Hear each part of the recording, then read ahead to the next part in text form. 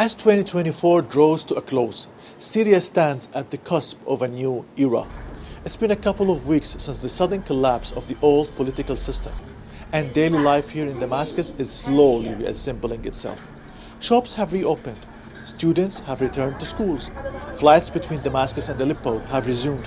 If I had to pick the most memorable moment of 2024, it would have to be those extraordinary days in early December when the old authorities disappeared almost overnight. Now, as we look ahead to the coming year, local people here tell me the same thing over and over. They want peace, they want safe streets, fair prices for bread and essentials, stable jobs, and the freedom to plan their futures without outside interference.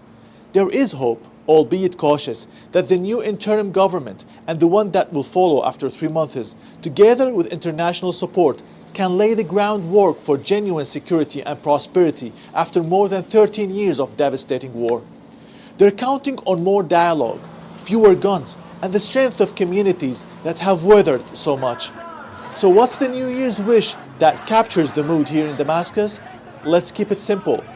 May this next year bring the peace, stability, and dignity that Syrians have long deserved and always dreamed of.